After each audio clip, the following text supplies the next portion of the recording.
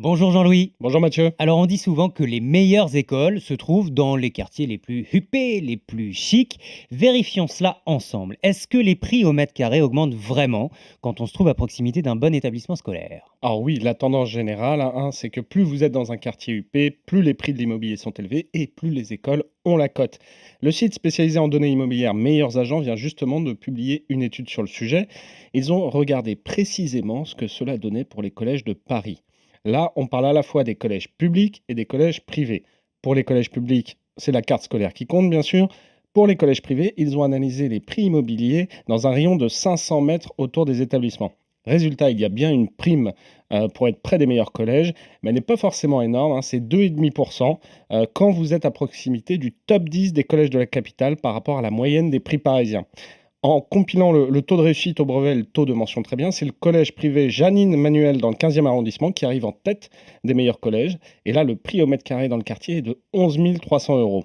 Inversement, si on prend des établissements parmi les derniers, par exemple dans le 18e arrondissement, les prix sont beaucoup plus bas, parfois 8 000 euros du mètre. Donc ça se vérifie à peu près. Vous nous parlez de Paris. Il n'y a pas que Paris dans la vie, Jean-Louis. Est-ce que c'est le cas dans toute la France? On va retrouver ça un peu partout en France, et c'est particulièrement le cas quand on s'intéresse à l'étape scolaire suivante, à savoir le lycée. Là, c'est une étude un petit peu plus ancienne qui avait été réalisée par le Journal du Net et Meilleurs Agents, qui montrait que les prix à proximité des 50 meilleurs lycées de France étaient 2 à 3 fois plus élevés que la moyenne des prix en France. C'est ce que montre aussi le dernier classement des meilleurs lycées publié par le Parisien cette semaine à partir des données du ministère de l'Éducation nationale. Prenons par exemple le lycée Janine Manuel à Marc-en-Barœul dans le Nord, qui fait partie du top 20 français. Ah oui, comme quoi. Les prix au mètre carré dans le quartier vont être d'environ 4 000 euros, et c'est 1 000 euros de plus que dans les quartiers les moins prisés de la ville. Autre exemple, à Marseille, avec le lycée de Provence. À proximité, un achat va vous coûter à peu près 7 500 euros du mètre carré, alors que les prix moyens dans la ville sont plutôt de l'ordre de 3 500 euros. Alors est-ce que ça veut dire que si j'habite dans un quartier, dans une ville où le mètre carré est très cher, ça me garantit d'avoir à proximité un très bon établissement? Non, pas forcément, car si c'est bien une tendance générale, il y a de nombreuses exceptions. Si on reprend notre étude sur les collèges parisiens, ceux qui sont présents dans les zones les plus chères de la capitale n'étaient pas toujours ceux qui enregistraient les meilleures performances. Pour les lycées, si vous cherchez à être près de l'un des meilleurs établissements de France, en regardant par exemple le taux de mention au bac, vous pouvez aller dans le lycée de la céramique Henri Moisan à Longchamp près de Dijon ou au lycée Stanislas à Saint-Raphaël dans le Var. Là, on va être autour de 2 000 euros du mètre carré pour notre lycée à Longchamp.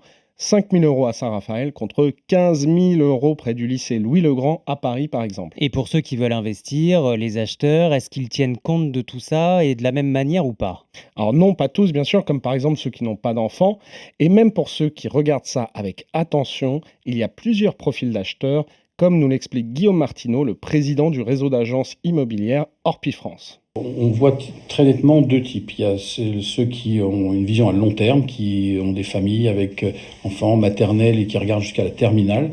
Donc là, ils vont investir dans des quartiers qui existent déjà, donc ça conforte les prix, ça augmente aussi les prix, parce que même si on part ailleurs, on veut toujours pour ses enfants ce qu'il y a de mieux.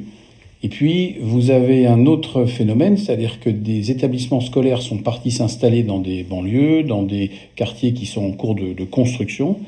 Et là, on a un nouveau type d'investisseur qui apparaît, qui achète en pariant sur le long terme dans des quartiers qui ne sont pas encore très cotés, mais qui vont le devenir.